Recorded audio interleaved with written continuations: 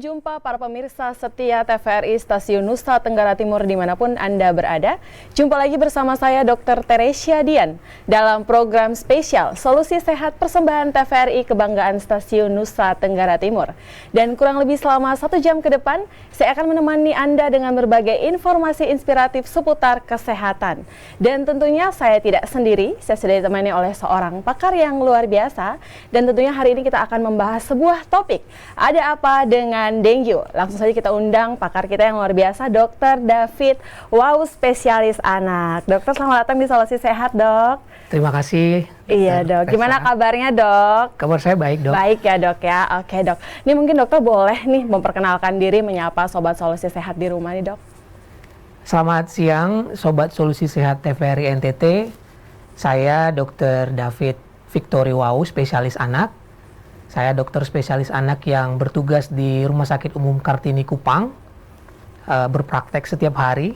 Jadi kalau para Sobat Solusi Sehat ingin bertemu dengan saya, silahkan datang ke Rumah Sakit Kartini Kupang. Ya, dari jam berapa, Dok? Sampai jam berapa? Saya dari jam 8 pagi sampai jam 1 siang. Ini Sobat Solusi saya jangan lupa ya, dari jam 8 pagi sampai jam 1 siang ya, Dok. Jadi jangan salah untuk membawa anaknya langsung ke Rumah Sakit Kartini. Jangan salah dokter maksudnya, Dok. Siap. Oke, Dok, ini kita kembali ke topik kita ya, Dok. Ada apa dengan dengue? Kalau saya bilangnya dengue, bisa dengue, yang benar yang mana, Dok? Bebas aja sih, Dok, boleh dengue, boleh denggi, ya dengue, atau kalau masyarakat awam itu bilangnya DBD ya. DBD ya, Dok, ya. Ya, oke. Nah, mungkin dokter bisa jelasin sedikit nih, Dok, apa sih sebenarnya dengue itu dan kenapa penting banget bagi kita untuk membahas topik kita hari ini, Dok? Baik, jadi dengue itu atau infeksi dengue itu suatu penyakit yang disebabkan oleh virus ya, yang ditularkan oleh nyamuk, nyamuk Aedes ya, yang menggigit manusia, bisa anak-anak, bisa dewasa, dan gejalanya sebenarnya ringan, kadang-kadang seperti kayak flu biasa, tetapi pada beberapa kasus bisa menyebabkan komplikasi yang bisa mematikan. Penting untuk dibicarakan apalagi pada masa-masa sekarang, pada waktu-waktu musim-musimnya, karena ternyata infeksi dengue ini atau infeksi dengue ini salah satu penyebab kematian tertinggi di Asia ataupun di benua yang lainnya. Jadi memang harus salah satu menjadi topik yang harus diperhatikan juga. Kalau orang dewasa dan anak-anak sendiri lebih banyak menyerang siapa, Dok? Kalau untuk perbandingannya sih sebenarnya relatif sama ya. Sama aja ya, Dok ya. Tetapi dari sisi fatality-nya ya, jadi kemungkinan besar untuk menjadi kasus fatal itu lebih banyak pada anak-anak. Kenapa bisa lebih banyak pada anak-anak, Dok? Nah, jadi kalau pertanyaannya seperti itu, kenapa dengue ini bisa lebih berat pada anak-anak? Karena ada faktor hostnya ya, faktor dari anaknya sendiri, di mana kita tahu kan anak-anak itu terutama yang di bawah 6 tahun, berdasarkan riset itu yang paling banyak komplikasi yang mematikan itu untuk anak di bawah 6 tahun ya. Karena mungkin mereka itu daya tahan tubuhnya itu masih lebih lemah. Kemudian kurang komunikatif ya, iya, Dok. Bener ya, Dok. Jadi dia tidak bisa menyampaikan apa yang dia rasakan. Jadi sangat tergantung dari bagaimana caregivernya atau ibunya melihat mengawasi anak pada tahap-tahap awal itu. Gitu, Dok. Jadi memang lebih loss-nya di anak-anak ya, Dok, ya, sering. Iya, kemungkinan besar bisa di situ, Dok. Ya. Oke, Dok, untuk gejalanya sendiri nih, Dok, apa aja, Dok? Jadi sebenarnya seperti yang tadi sudah saya sebut sedikit di awal, gejala dengue itu paling sering itu demam, Dok. Demam ya, Dok ya? Demam, jadi demamnya itu tapi ada ciri khasnya dia. Demamnya itu dia tinggi, tiba-tiba tinggi, kemudian dia terus-menerus. Kadang kalau misalnya diberikan penurun panas ya, dia hanya turun sedikit saja, nggak sampai normal, terus dia naik lagi, dan terus-menerus. Jadi kadang-kadang orang tua bisa bingung, ini kok nggak turun-turun ya. Nah, selain demam, kadang ada juga gejala penyerta, misalnya nyeri kepala, kemudian ada mual muntah ya, kemudian nyeri perut, Sama kadang-kadang ada variasi, misalnya ada batuk pilek atau diare. Tapi umumnya paling banyak itu gejalanya. Paling baik itu ya. Demam ya terutama ya. Kadang-kadang bisa nyeri sendi gitu-gitu ya. Benar dok. Nyeri sendi juga salah satu yang sering dikeluhkan. Tetapi biasanya itu Anak-anak agak susah ya dok ya. susah. Dia bilang nyeri sendi yang mana. Dia nggak tahu juga sendi yang mana ya dok ya. Betul dok. Oke, dan memang kalau anak-anak sendiri per definisi sampai umur berapa nih dok? Jadi supaya sobat-sobat bisa tahu nih dok, kita ngebahasnya sampai usia berapa kira-kira dok? Ya, jadi Sobat Solusi Sehat TVRI NTT, kalau berdasarkan definisi anak-anak itu mulai dia dari usia lahir ya, 0 hari sampai dia 18 tahun. Jadi kalau udah dia 18 tahun 1 hari, Bukan anak lagi ya dok bukan ya? anak lagi. Dewasa ya dok Udah ya? dewasa. Oke, ini slide kita nih dok. Next slide. Ini mungkin dokter boleh menjelaskan fakta-fakta ya dok ya tentang dengue sendiri. Jadi untuk poin 1 sampai 3 mungkin tadi sudah saya sampaikan ya dok ya. Iya. Nah, kita juga harus tahu bahwa ternyata dengue ini bisa tersebar di seluruh dunia dok. Terutama di daerah tropis dan subtropis. Artinya apa? Di daerah panas, iklim panas, dan mungkin yang agak sejuk ya. Jadi karena itu seluruh dunia concern terhadap dengue ini. Dan sebenarnya dengue ini atau dengue tidak ada terapi khususnya dok. Jadi pengobatan spesifiknya belum ada. Nah jadi karena belum ada terapi spesifiknya, pencegahan sama pengenalan tanda gejala awal itu supaya jangan sampai ke gejala yang berat itu sangat penting. Iya. Itu lebih penting, benar dok. Jadi memang dia self-limited disease ya dok ya? Benar, sebagian besar self-limited.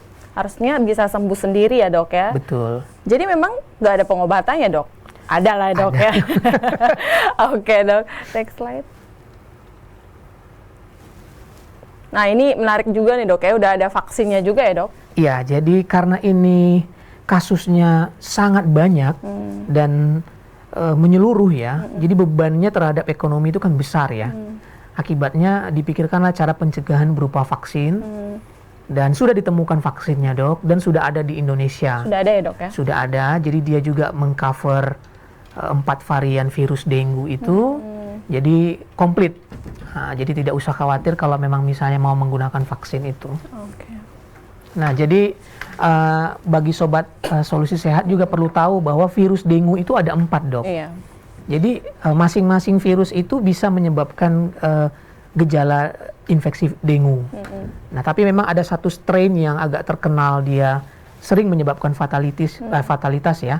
Kalau nggak salah dia DN4. DN4. Nah, itu kalau misalnya ada seseorang terkena infeksi satu strain virus, dia itu akan mempunyai kekebalan terhadap virus itu.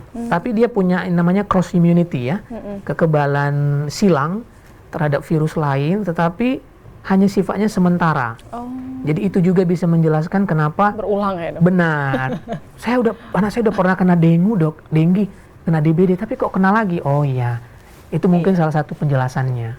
Jadi maksimal 4 kali gitu ya dok? Atau dia bisa lebih, jadi berlipat-lipat juga bisa ya dok ya? Ya jangan sampai seperti itu, dia dapat 4 virusnya ya. Tapi itu bisa ya dok? Bisa. Ya? Oke. Benar.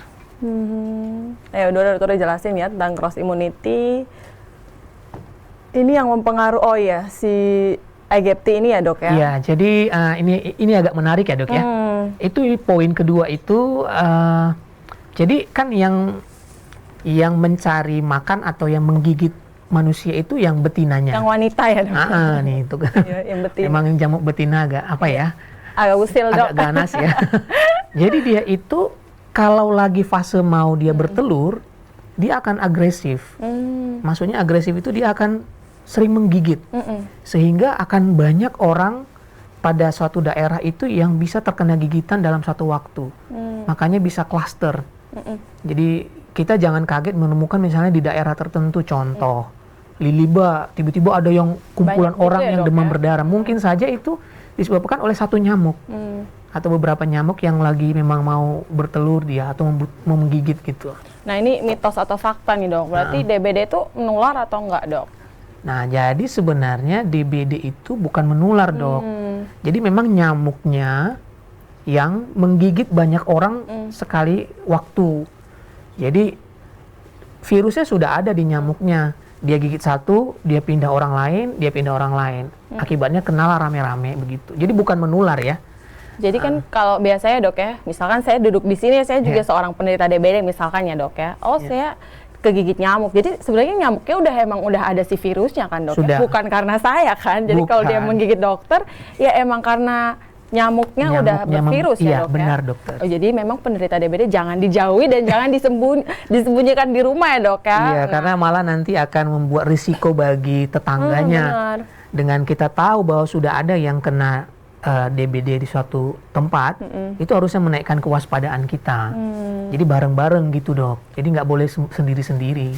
Nah, kalau misalkan penderita DBD sendiri, khususnya anak-anak ya dok, kalau misalkan dia cuman keluhannya demam aja, demam tok ya dok ya, belum misalkan ada mimisan, belum ada perdarahan di kulit, apakah dia bisa dirawat di rumah dok? Baik, jadi memang gejalanya tadi kan demam ya dok ya, jadi agak susah memang membedakan ini dengan penyakit lain yang gejalanya juga demam. Benar.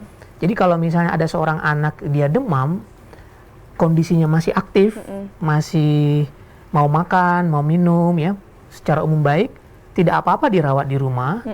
Tapi harus ada juga kewaspadaan orang tua atau penjaga. Jadi misalnya kan kita tahu nih di musim-musim tertentu atau di bulan-bulan tertentu ini lagi naik nih kasus demam berdarah.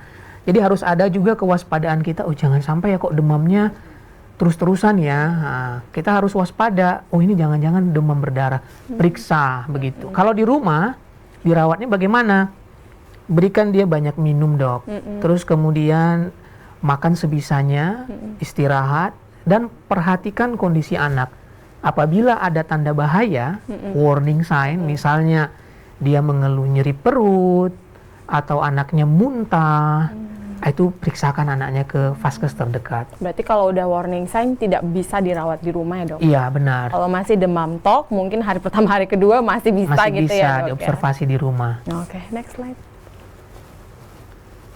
Oh ini penyebab ya dok, kenapa bisa sampai, berarti bukan, ini memang fakta ya dok ya, kalau misalkan DBD bisa sampai menyebabkan kematian ya dok ya? Iya, jadi ini mungkin saya harus singgung sedikit juga dok. Jadi kalau DBD itu kan demam berdarah dengue ya. Jadi istilah berdarah itu kan mungkin dulu karena ada gejala manifestasi perdarahan seperti mimisan, bintik merah di kulit ya. Nah, jadi tapi sebenarnya DBD itu nggak selalu harus perdarahan. Jadi justru malah penyebab kematian itu yang seperti tertulis di slide ini ya. Ada yang pertama namanya severe plasma leakage. Jadi maksudnya itu dok, jadi cairan plasma atau pengisi pembuluh darah itu dia bocor atau rembes ya dok ya. Jadi itu memang salah satu ciri khas penyakit demam berdarah dengue ini. Cairan plasmanya itu bocor sehingga anak itu seperti dehidrasi. Rapuh juga pembuluh darahnya. Benar. Jadi dia seperti kayak kekurangan cairan yang banyak. Sehingga dia menunjukkan gejala lemas, lesu, loyo. Bahkan kalau misalnya sampai yang berat itu gejala shock dia. Nah, shock itu berbahaya karena kalau dia sudah shock, kakinya dingin, tangannya dingin, lembab, anaknya susah bangun, tidur-tidur terus. Itu artinya aliran darah ke organ-organ vital itu sudah terganggu dan itu yang bisa menyebabkan kematian dok. Jadi bukan perdarahannya yang selalu menyebabkan kematian ya, tapi justru pada anak-anak berdasarkan riset itu plasma leakage itu yang paling sering menyebabkan fatalitas. Berarti udah minum bocor gitu ya? Bocor, makanya kita juga di rumah sakit pengobatannya itu kita berusaha untuk menjaga agar anak ini tetap aliran darahnya lancar, cairannya cukup, darahnya tidak mengental istilahnya ya. Jadi bukan trombosit sebenarnya ya.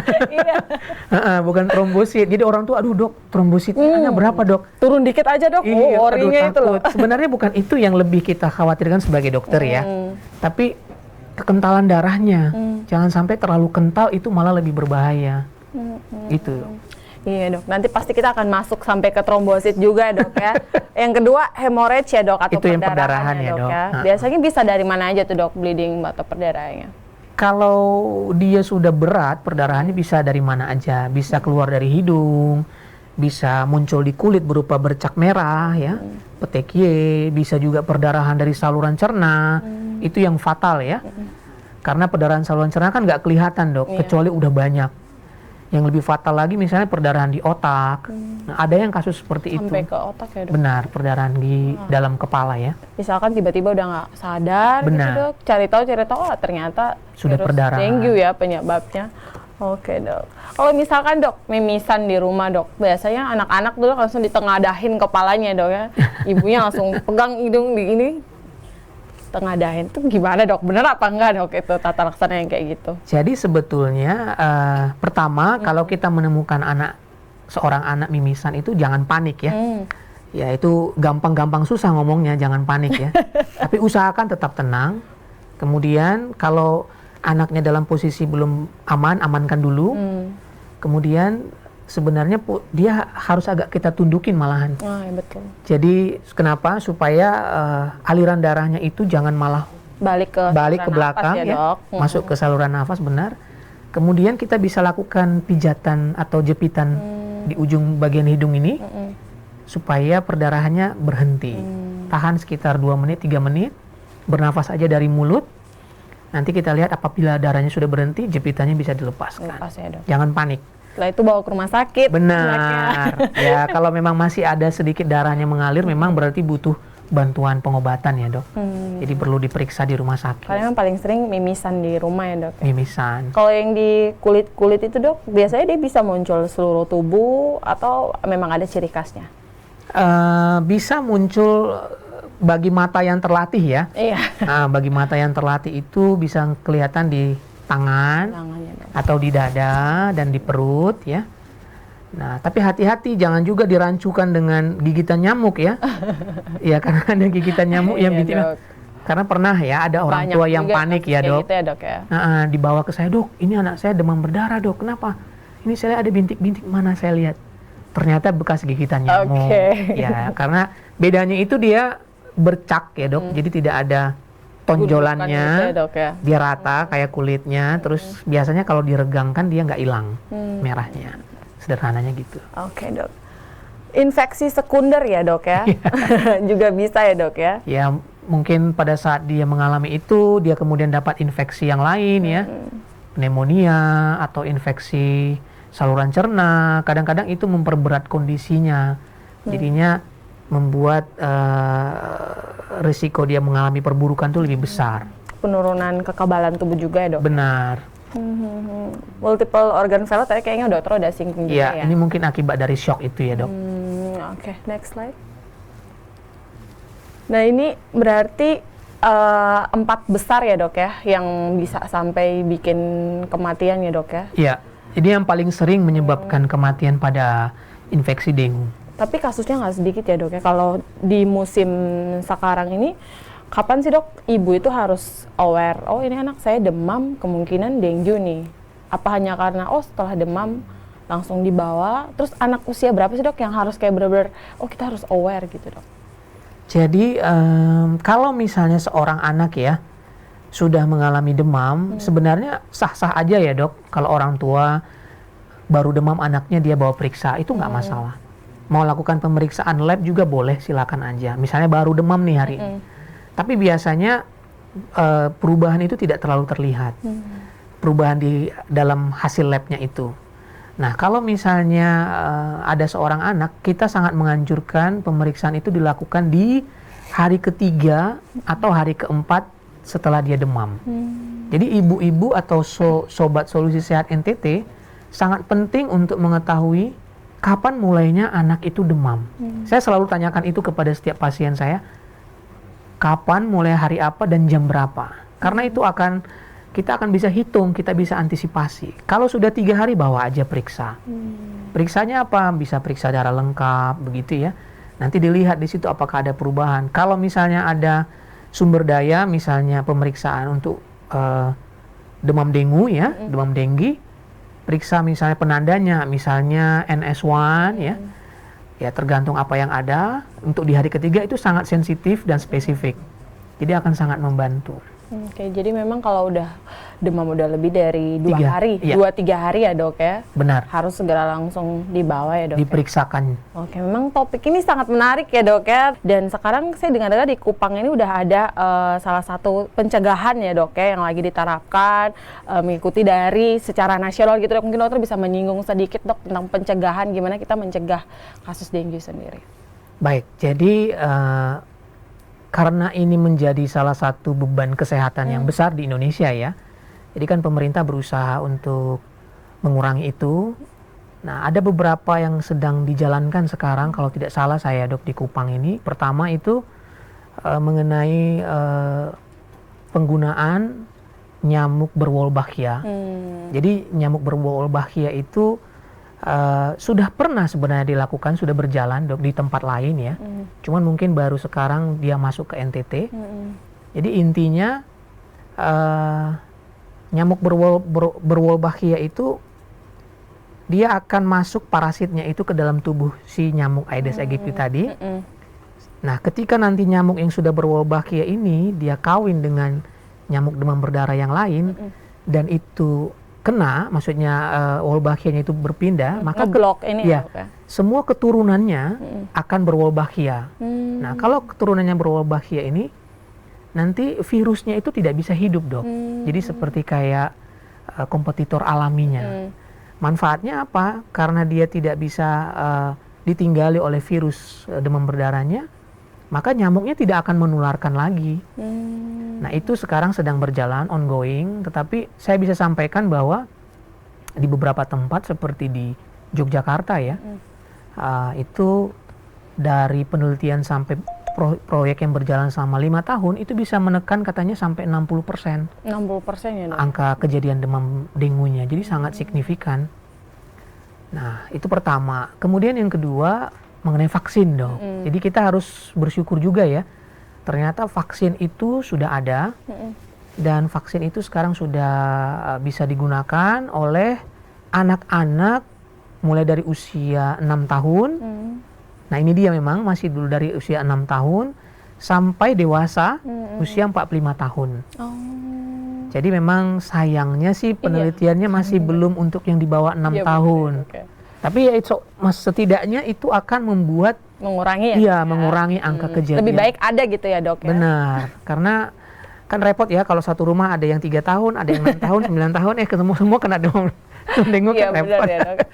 Oke, jadi vaksinnya dok bisa sekali aja atau kayak booster gitu dok? Ya, jadi saya sebut merek nggak apa-apa? Jadi produk yang beredar sekarang itu, vaksin dengunya itu dia settingannya 2 kali suntik dok.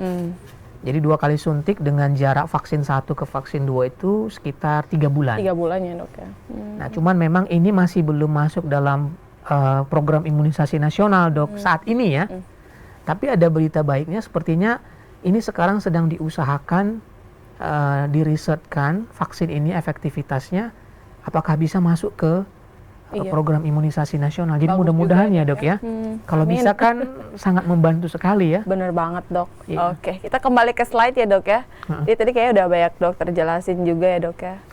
Ya, jadi kalau dari gambar ini kan ini kurang lebih interaksi antara virus, orangnya, lingkungan, dan faktor-faktor abiotik ya, maksudnya kayak musim ya, iklim.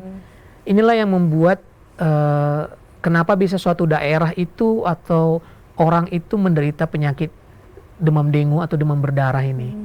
Jadi nggak hanya sekedar nyamuk aja ya, tapi ada orangnya, ada lingkungannya, ada alam ya. Jadi interaksi mereka, gitu dok kira-kira intinya. Jadi si nyamuk betina ini dia bisa hidup di semua musim ya dok ya? Benar, jadi yang Aedes albopictus tadi, itu dia bisa bertahan di iklim yang dingin. Jadi kita nggak hanya di iklim tropis aja tadi ya, di subtropis juga bisa. Dan satu lagi telurnya itu ternyata, misalnya kalau dia di musim kering dia bisa bertahan dok. Jadi begitu dia kena air, dia akan menetas. Jadi makanya sebenarnya dengue itu kalau sekarang bukan dibilang penyakit musim penghujan aja sih dok. Sepanjang tahun dia ada. Jadi setiap mulai dari awal sampai akhir tahun tuh ada terus kasus dengue itu. Dan memang kalau orang tua kan biasanya baru menyadari, biasanya lebih aware kayak di musim-musim sekarang ya dok. Benar, Musim karena hujan, kasusnya kan merebak lagi ya. naik-naik ya dok ya. November sampai dengan April akhir ini pasti bakalan orang tua aware. Tapi udah mulai masuk bulan Mei, Juni gitu-gitu kan orang nggak tahu ya dok ya, ternyata dia bisa hidup di sepanjang musim ya dok benar, ya. Dok. Hebat ya dia dok, aduh. Nah tadi kan dokter bahas tentang Wolbachia ya dok ya, kalau saya salah sebut nanti koreksi dok. Nah itu kan bakteri ya dok ya, Iya. yang dimasukkan ke dalam. Apa sih banyak yang pikir juga dok kalau misalkan si nyamuk yang udah terbakteri atau ter-Wolbachia ini dilepas di salah satu lingkungan. Nah ketika si nyamuk ini dia dimasukkan ke yang cowok aja ya dok ya, Iya, nyamuk jadi cowoknya. ya mungkin saya bisa mengerti arahnya ya Iya mungkin benar ya. dok. Jadi mungkin banyak berita-berita hoax ya. Mungkin takut bahwa dengan penelitian ini akan mengubah, mempengaruhi struktur genetik manusia, kemudian dan sebagainya. Menurut saya itu berita yang tidak usah dipercaya dok. Karena ini sudah ada penelitian risetnya ya. Saya kan bukan peneliti utama atau peneliti, jadi saya hanya bisa menyampaikan kesimpulan bahwa ini aman ya. Sobat Solusi Sehat NTT, kalau memang misalnya tertarik untuk mengetahui lebih mendalam itu, sebenarnya sekarang sudah gampang dok, bisa browsing. Tapi makanya sumbernya harus yang valid ya. Betul. Jangan TikTok, jangan apa ya. Karena kadang-kadang itu malah menyesatkan dok. Oke. Memang yang ditakuti ya dok ya, kalau saya juga membaca dari masyarakat ini, kebanyakan mereka takut si bakteri itu pada pindah ke tubuh kita gitu dok. Enggak ya dok ya, karena kan bakteri besar dia nggak bisa keluar gitu ya dok. Kalau saya baca simpelnya gitu ya dok ya, jadi massa molekulnya tuh besar, dia nggak bakalan mungkin pindah ke tubuh kita gitu ya dok. Enggak ya dok ya. Oke. Biar nggak takut dok masyarakat. Kayaknya ini udah secara keseluruhan ya dok ya. Kalau memang lingkungan juga sangat berpengaruh ya dok ya. Jadi kalau pencegahannya kalau dari pemerintah kan 3M+ ya dok ya. Mungkin dokter boleh jelaskan lebih dok. Jadi sebenarnya ada alat senjata ampuh ya. Udah dari dulu sih dok. 3M itu ya. Menguras, menutup, sekarang mengubur ya. Nah jadi itu sangat penting karena dengan kita melakukan itu dok, kita memutus salah satu rantai siklus hidup nyamuknya. Karena kan nyamuk itu siklus dok. Jadi sebelum dia bisa menggigiti orang itu, dia harus melalui siklus itu. Kalau bisa kita putus siklusnya, nggak akan jadi nyamuknya. Jadi dia nggak akan bisa bertelur, tidak akan bisa bertambah banyak. Sehingga orang-orang juga akan risikonya akan lebih kecil. Jadi memang kita harus, makanya kembali lagi waspada dan mau peduli. Jadi nggak bisa kita hanya kan rumah yang sebelah ya. Nah, jadi kita harus bareng-bareng begitu kepeduliannya untuk menjaga kebersihan lingkungan sehingga nyamuk itu tidak akan bisa berkembang biak. Oke, jadi kalau memang satu rumah yang terkena, pasti dokter selalu mengingatkan ya dok ke pasiennya untuk misalkan melapor atau gimana? Benar. Oleh saya itu selalu itu, Bu, tolong saya titip sampai ke rumah, ingatkan kepala lingkungannya untuk bersama-sama kita memperhatikan kebersihan lingkungannya. Bisa di rumah, bisa di sekolah, atau tempat-tempat yang sering dikunjungi anak. Nah, karena di situ yang berisiko digigit kan. Nah, jadi nggak bisa cuma ibu aja. Karena kalau rumah ibu bersih, tapi kalau tetangganya enggak, bagaimana? Nyamuknya di situ. Sementara nyamuknya bisa terbang misalnya sekitar 200 meter, dia gigitin orang-orang kan kasihan ya. Itu aja sih. Iya, jadi memang harus bareng-bareng ya. Dan kalau di rumah sakit atau misalkan dia rawat inap ya dok ya, biasanya memang udah ada ya dok ya form pelaporan kita ke Dinkes gitu ya dok ya. Jadi lebih mudah kalau kita rawat di rumah sakit, tapi kalau di rumah ya nggak ada yang tahu. Siapa yang tahu-tahu aja gitu ya dok ya. Memang susah juga ya dok ya, tapi memang harus diingatkan kembali ke masyarakat bahwa jangan hanya mementingkan diri sendiri ya dok ya, jadi harus tetap mementingkan kepentingan bersama gitu ya dok ya. Nah, tadi dokter udah banyak jelaskan ya dok ya, kalau misalkan lebih baik sebenarnya rawat di rumah sakit nggak sih dok? Sebetulnya seperti tadi yang saya jelaskan, penyakit dengue ini dok bisa sembuh sendiri. Dan memang tidak semuanya harus dirawat. Jadi ada indikasi rawat inapnya. Salah satunya tadi kan warning sign atau tanda bahaya. Mungkin juga kalau ada pemeriksaan lab nilai trombositnya menurun di bawah 100.000, atau mungkin dokter melihat ada mulai peningkatan kekentalan darah. Nah, itu mungkin perlu dirawat. Tetapi kalau misalnya tidak ada gejala seperti itu, ya bisa kok dirawat di rumah. Bisa dipulangkan bisa ya dok? Bisa. Ya, berarti ya? Tapi harus dengan kewaspadaan dan selalu memperhatikan.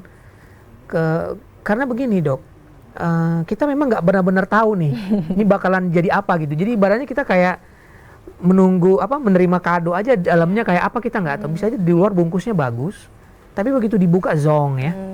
Ya kita nggak berharap seperti itu. Makanya ya mungkin saya juga pada kesempatan ini apabila ada sobat Solusi Sehat NTT yang kebetulan nakes ya, yang bertugas di garda-garda terdepan, mungkin perlu mengingatkan, selalu mengedukasi pasiennya untuk memantau tanda-tanda bahaya pada pasien yang mungkin kondisinya baik, kita pulangkan, tapi kita masih curiga mungkin saja bisa infeksi dengue, apalagi pada musim-musimnya. Edukasi yang jelas, ingatkan selalu, datang untuk periksa lagi, periksa darah, evaluasi, dan kontrol terus begitu. Nah, kalau untuk satu anak dikatakan dengue dok, itu diagnosanya seperti apa dok pemeriksaannya? Jadi good question ya. Jadi disebutkan dia dengue itu atau infeksi dengue itu apabila ada gejala yang menyerupai dengue, ditambah pemeriksaan tambahan ya, berupa pemeriksaan darah, mungkin ada penurunan nilai trombosit, bisa saja tidak, ada peningkatan tekanan darah, peningkatan kekentalan darah, dan ada markernya. Marker itu maksudnya penanda virusnya. Di laboratorium itu bisa dengan pemeriksaan NS1 atau pemeriksaan antibodinya. Jadi antibodi yang spesifik dengan dengue ini. Itu bisa dilakukan pemeriksaan. Ya, kalau misalnya itu sudah komplit ketiganya, maka pasien itu bisa dikatakan sebagai terkena penyakit dengue. Nanti ada derajatnya dok. Jadi ada yang istilahnya dengue yang biasa ya. Nah, dia nggak ada, dia cuma demam-demam, batuk pilek ya. Paling agak nggak enak badan gitu ya. Lemas-lemas dikit gitu ya dok. Dikit. Nah, nanti ada yang DBD. Nah, sebenarnya istilah DBD ini sekarang udah berubah. Sekarang hanya dengan dengue dengan warning sign. Warning sign ya. Nah, warning sign itu tadi tanda bahaya. Misalnya apa? Nyeri perut, muntah, kemudian mungkin ada sedikit perdarahan ringan ya. Nah, itu yang paling sering, tapi muntah dan nyeri perut. Kemudian ada pemeriksaan darah. Nah, kalau sudah masuk ke demam dengan warning sign ini, itu harus dirawat. Nah, yang lebih berat lagi itu yang demam dengan shock ya, severe dengue namanya. Nah, itu biasanya ditandai dengan perdarahan yang hebat, atau tadi yang kebocoran plasmanya yang berat. Biasanya itu perawatannya sudah butuh di tahap intensif ya, di ruangan intensif. Begitu dok. Berarti intinya adalah, jadi kalau si NS1 ini dok, di-tag-nya hari ketiga ya dok ya? Iya, jadi ada waktu yang paling optimalnya, mungkin mulai dari hari kedua, berdasarkan riset ya dok, hari kedua sampai hari-hari keempat atau kelima. Nah, paling bagus tuh peaknya itu di hari kedua, hari ketiganya. Puncak-puncak naiknya. Benar. Dok, ya? Oke. Nah, kalau misalkan dia udah lewat dok, udah hari kelima, ke-6, ke-7 masih demam terus dok, masih naik. Misalkan katanya kalau kita belajar kan memang dia turun ke hari ke-4 ya dok, 4-5 tuh demamnya udah turun. Si ibu pasti pikir wah gue udah sembuh gitu ya dok ya, tapi ternyata itu adalah fase di mana yang harus gerak gitu ya dok ya. Nah, itu gimana dok? Jadi fase demam dengue ya dok ya. Jadi fase demam dengue itu ada 3 yang paling penting dok. Pertama, fase demam. Ini yang justru malah kadang-kadang saya heran itu, orang tua justru takut di fase demam ini. Karena demamnya memang pol-polan dok. Bisa sampai 40, nggak turun-turun, anaknya kayak meriang-meriang, lemah banget ya. Nah, sebenarnya di sini justru pada saat tubuh itu berusaha untuk menghancurkan virusnya. Nah, setelah biasanya itu hari pertama sampai hari ketiga biasanya demam tinggi. Nah, setelah fase demam ada namanya fase fever of effervescence. Jadi fase demam turun. Nah, di situ memang demamnya turun dok. Nggak dikasih obat dia turun. Tapi justru di sini yang disebut juga fase kritis. Jadi di sini terjadi yang tadi perembesan cairan itu, Dok. Nah, jadi di situ anak justru kok kayak loyo-loyo ya. Padahal dia mesti mau minum, mesti mau makan gitu ya, Dok. Harusnya kan kalau anak udah nggak demam kan aktif ya. Tapi ini malah dia loyo, ngantuk-ngantukan, terus tangannya mulai dingin-dingin. Nah, itu harus hati-hati. Justru itu yang penanda bahwa ini ada yang nggak beres nih, bahaya. Atau mungkin di situ trombositnya turun. Nah, bisa saja ada mimisan, ada mulai bintik-bintik merah. Nah, kalau misalnya anak dirawat di rumah sakit, selama fase demam turun itu biasanya hari ketiga atau hari keempat sampai hari keenam, itu trombositnya akan turun terus. Jadi umumnya mau dikasih apapun dia ceritanya dia akan memang turun. Jadi jangan diharapkan akan naik. Jadi ibu sobat solusi sehat kan nanya, "Dok, berapa trombosit anak saya?" Itu pasti akan turun. Pasti kepo ya, Dok. Iya, saya mengerti. Jadi memang akan turun, Bu. Cuman ya kita harus tetap tenangkan ya. Jadi sobat solusi sehat TVRI NTT, bahwa ada penyakit yang namanya infeksi dengue ya. Jadi apabila kita sudah mulai mengetahui atau mendengar bahwa sekarang lagi musim-musimnya atau marak-maraknya infeksi ini, harus tingkatkan kewaspadaan apabila anak mengalami demam. Apabila demamnya tinggi terus-menerus, kadang disertai dengan muntah ataupun nyeri perut, dan sudah berjalan sampai 3 hari, jangan ragu untuk membawa periksa anaknya ke fasilitas kesehatan terdekat. Periksakan anaknya, jangan tunggu kondisi anak lemah baru dibawa ke fasilitas kesehatan. Karena kita tidak tahu anak ini sakitnya apa. Syukur-syukur bukan yang berat, tapi kalau dengue biasanya kalau dia sudah sampai gejalanya lemah, itu mungkin akan lebih sulit fase penyembuhannya nanti. Dan kemudian kita harus aware dan mau meningkatkan kepedulian, kesadaran untuk memutus siklus hidup dari nyamuknya. Karena itu salah satu solusi murah ya, efektif, supaya infeksi dengue itu bisa diredam. Mungkin itu take home message. Oke, Dok. Sama vaksin tadi ya, Dok? Oh iya, ya? sama Betul. vaksin, benar. Sudah ada vaksin, jadi kalau mau vaksin silakan vaksin. Oke, dan saya tambah sedikit ya, Dok, ya. Jangan lupa untuk ibu-ibu yang sakit anak-anaknya langsung aja datang ke praktek Dr. David di Rumah Sakit Kartini setiap hari ya, Dok ya? Benar. Minggu juga, Dok? Oh jangan. Oh enggak ya, Dok ya, Senin sampai Sabtu ya, Dok Senin sampai ya? Sabtu. Di jam 8 sampai jam 1. Jam 8 sampai jam 1. Dan di penghujung acara ini saya, Dr. Teresia Dian, mengucapkan terima kasih banyak ya, Dok. Sama-sama, Terima kasih banyak kepada Dr. David, spesialis anak yang udah mampir ke kita di Solusi Sehat dengan topik kita hari ini, Dok. Terima kasih banyak, dan tentunya saya mewakili segenap kru yang bertugas mengucapkan terima kasih banyak. Sampai jumpa di Solusi Sehat berikutnya.